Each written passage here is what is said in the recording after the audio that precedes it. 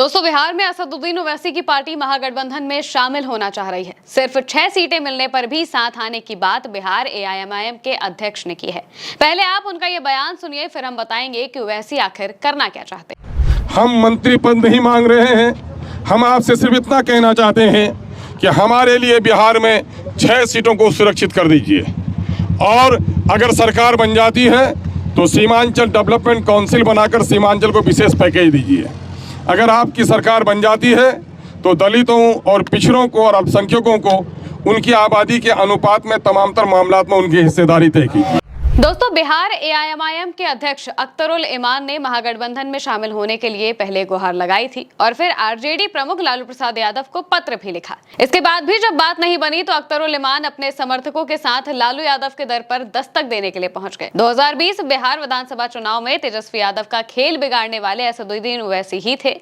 2020 में सीमांचल क्षेत्र में ओवैसी ने मुस्लिम बहुल सीटों पर वोटों का विभाजन किया था, जिससे महागठबंधन ने सीटें गंवाई और तेजस्वी यादव की सरकार बनाने की संभावना कमजोर हो गई।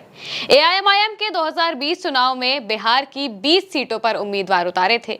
मुख्य रूप से सीमांचल यानी कि किशनगंज, पूर्णिया, अररिया के इलाके में मुस्लिम प्रधान इलाके आते हैं। हालांकि पार्टी ने 5 सीटें ही जीती: अमौर, बायसी, बहादुरगंज, कोचाधामन और ठाकुरगंज। ये सीमांचल की 24 विधानसभा सीटों में से ज्यादातर पर एआईएमआईएम की मजबूत पकड़ दिखाता है। एआईएमआईएम को कुल 1.24% वोट शेयर मिले थे, लेकिन जिन 20 सीटों पर लड़ी थी वहां औसतन 14.28% वोट हासिल किए थे। इससे मुस्लिम वोट बैंक में बंटवारा साफ दिखाई देता है, क्योंकि बिहार में मुसलमानों की आबादी लगभग 17% है और वो महागठबंधन के पारंपरिक समर्थक भी रहे हैं। हालांकि चुनाव के बाद एआईएमआईएम के 4 विधायकों, अमौर को छोड़कर बाकी ने 2022 में आरजेडी ज्वाइन कर ली, जिससे तेजस्वी को फायदा हुआ और आरजेडी विधानसभा में सबसे बड़ी पार्टी बन गई। ओवैसी ने इसे धोखा बताते हुए तेजस्वी पर निशाना भी साधा था। लेकिन सवाल है कि अब एआईएमआईएम महागठबंधन में शामिल क्यों होना चाहती है? तो इसका जवाब राहुल और तेजस्वी की जोड़ी है। बिहार विधानसभा चुनाव में मुस्लिम समाज के वोटों को बंटने से रोकने की दुहाई देकर गठबंधन की बात अख्तरुल इमान कर रहे हैं। इतना ही नहीं, सिर्फ 6 सीट ही एआईएमआईएम के लिए मांग रहे हैं। इसके बाद भी ना ही कांग्रेस तैयार है और ना ही आरजेडी तैयार है।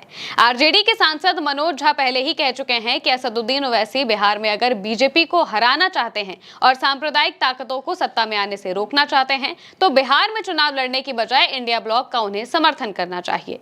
इस तरह आरजेडी ने साफ साफ एआईएमआईएम को संदेश दे दिया है कि महागठबंधन में उनके लिए कोई जगह नहीं है।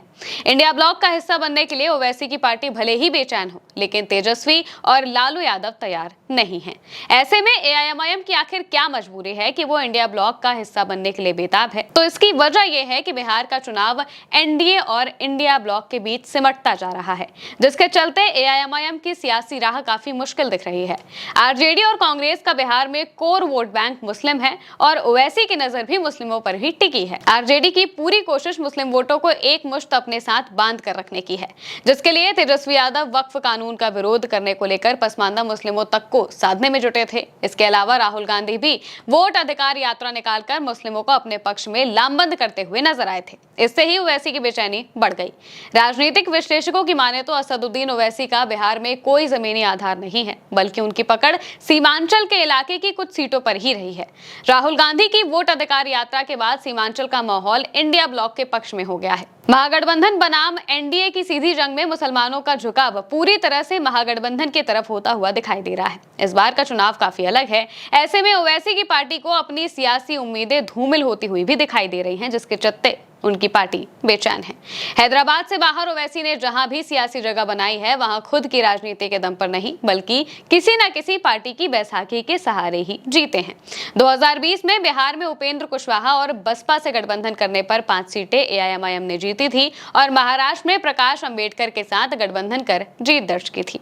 ऐसे में बिहार में भी ऐसी ही कोशिशें चल रही हैं, जिसके चलते कोई राजी नहीं है। इतना ही नहीं, ओवैसी महागठबंधन में एंट्री कर अपने ऊपर लगे बीजेपी की बी टीम के नैरेटिव को भी पूरी तरह से तोड़ना चाहते हैं। अख्तरुल इमान की तमाम कोशिशों के बाद भी एआईएमआईएम के लिए आरजेडी और कांग्रेस क्यों दरवाजा नहीं खोल रहा है? इसकी एक बड़ी वजह राजनीतिक विश्लेषक मानते हैं कि ओवैसी के साथ हाथ मिलाने में फायदा कम और सियासी नुकसान ज्यादा है। इसीलिए बिहार का इंडिया गठबंधन उनसे दूरी बनाए रखकर राजनीतिक दांव चल रहा है। लेकिन फिर भी एआईएमआईएम पूरी कोशिश कर रही है कि महागठबंधन में शामिल हो जाए। अब देखना होगा कि चुनाव से पहले तक क्या पार्टी महागठबंधन को मना पाएगी या इस बार भी अकेले ही चुनाव लड़ना पड़ेगा। फिलहाल के लिए मेरे साथ इस खबर में इतना ही। आप देखते रहिए उल्टा चश्मा यूसी।